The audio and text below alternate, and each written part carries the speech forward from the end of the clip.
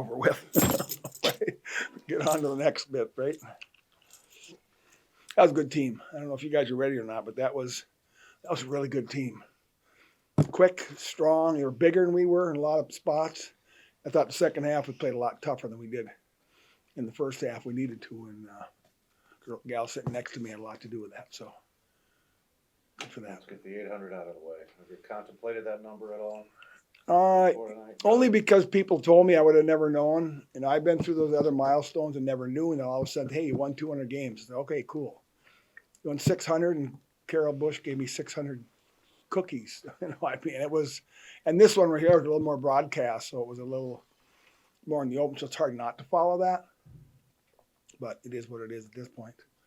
The video department was busy to have that little tribute ready for you. Yeah, it was really cool. Yeah, a lot of players that I've had the privilege to coach over the course of time, obviously. So he said some nice words, and yeah, players mean the world to me. So, how do you describe the emotions of seeing that, and you know the applause from the crowd and everything those 5 or so minutes after the game ended? Well, you know, it's overwhelming. I mean, that's a big number. I don't care what. I mean, you look at these people that have 1,000. It's like, holy man. You know what I mean? I've been busting my hump for a long time. I'm not even close to that. You know what I'm saying?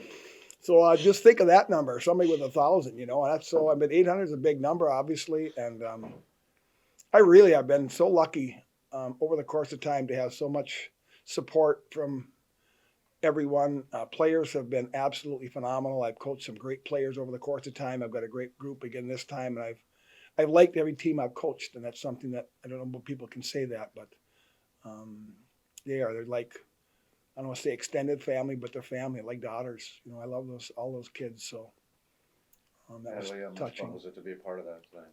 Oh, so much fun. I feel like we've been counting down for a while, trying to like schedule it out of, okay, so if we win this game and then this game, obviously would have wanted it a little earlier, but it's great that we got to do it at home. I mean, he's very humble. He's talking about how great it is to have coached a lot of great players. It's a privilege to be able to play for a really great coach, and not something. I mean, I'm really blessed with the opportunity, and I know a lot of the girls on the team feel the same way. But I mean, he's a really great coach, great person, cares a lot about all of us, and it's really hard to put it to words, but he deserves all of the accolades he gets. Kevin, Go ahead. Kevin, just what does this university mean to you? You know, you've been through so much in the program, and just what does it mean to you just to be in this spot? Probably the city more than anything. You know, I think I said this earlier, that the city has adopted and embraced my family beyond belief. And when I left it for a short period of time and came back, it was the same way. The city has opened their arms to my entire family, and it's home, you know.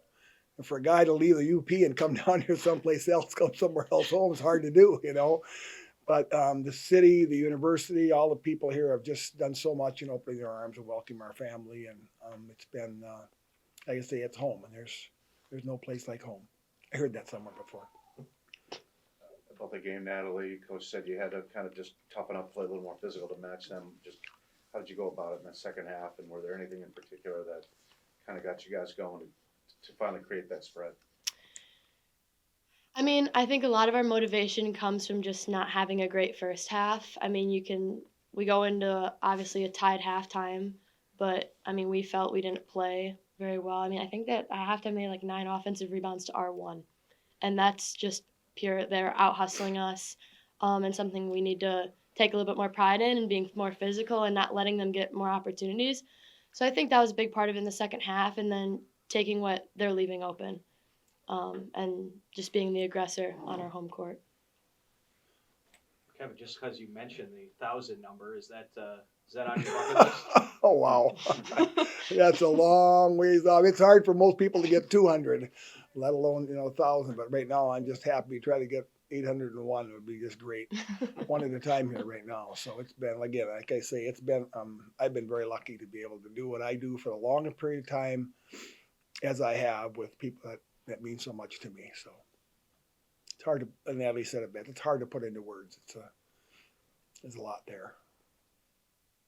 What does it all take to, get to this point? I know the years and whatnot, and you just kind of accumulate the wins and whatnot. But what does it take to be so good at being a coach and getting the accolades you have? I think when I was a youngster, I was kind of high maintenance, didn't have a lot of confidence, very nervous kid, still am.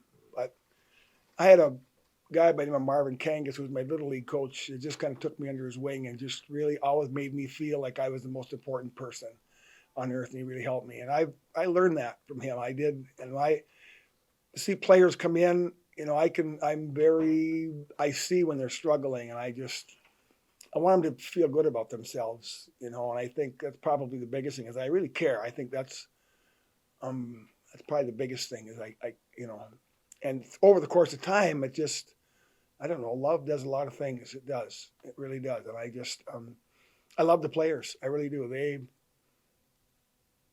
give everything they have. Of course, I'm encouraging them in the process, but along with that, I've had some great assistant coaches that have really supplied a lot of energy and a lot of knowledge and a lot of back support equally as well that have made all this happen. So a lot of it goes back to my childhood and just learning from some of the coaches that were really good to me.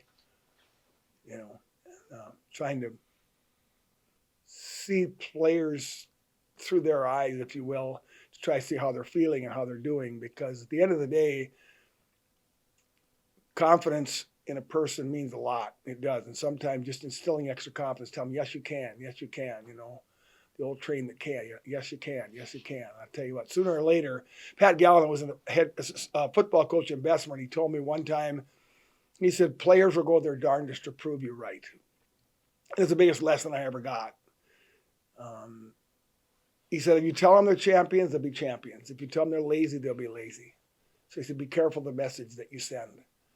So I'm very careful with that. I learned. I try to give these guys with you can do it. You're a good player. You're a good person and all that, and I just feed them with all the positives and kind of let things take course. I learned that from Pat, and one lesson I never forgot. And I'd go on and on, but sorry.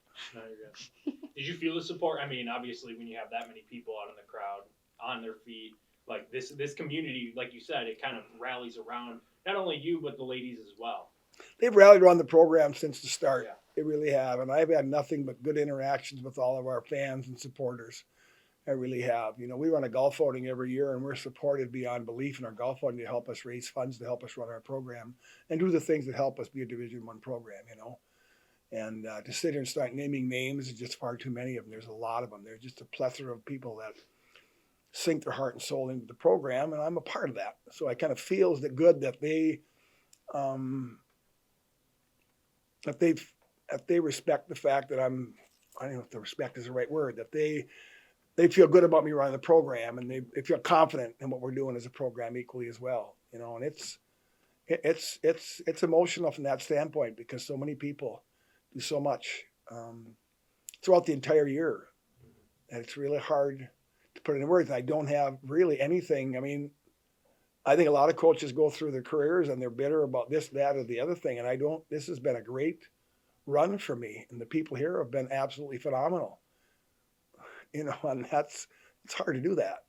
I've had great experiences, good relationships, and as a result, we're where we're at right now. So it's kind of overwhelming at this point, but I'm glad to be able to do what I'm doing. I'm glad I'm a Phoenix. I'm glad I'm here. Where do you feel like this team is at, Kevin? I mean, early on in the season. Yeah, we're still learning. We really are. I mean, that was a good team. You don't realize, they were quick, they were fast, and they were big, and they were strong. That was a big team.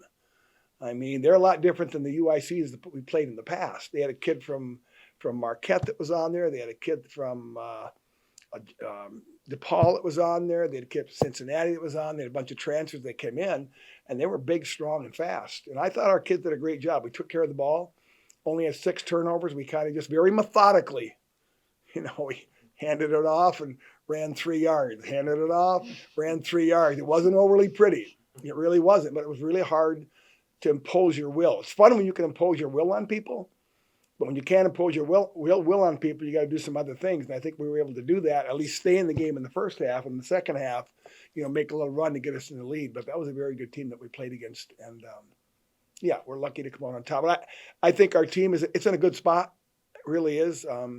We got a lot of players that can compete. Kalen Givens come in tonight, hit a big three. I don't think the other team is even on the other team's scouting report, you know. So a lot of people are contributing, and we're still growing. We're still learning because it's kind of funny, but a lot of times we play teams and they do different things than they do normally. I watch scouting reports and they do this, and then they play out and they do something completely different. And we see a lot of that. DePaul did it to us last week. They pressed for 40 minutes every game. We get in the game and they don't press. These guys were kind of the same way. So there was a lot of people that changed modes, and we're just I don't know. I think we're in a good spot, get good players. Hopefully we can learn from all these things. But I think for the most part, pretty skilled. Attitudes are great. Kids are working hard. Appreciate you guys coming out. Yeah. Thank you Good. very Thank much. you.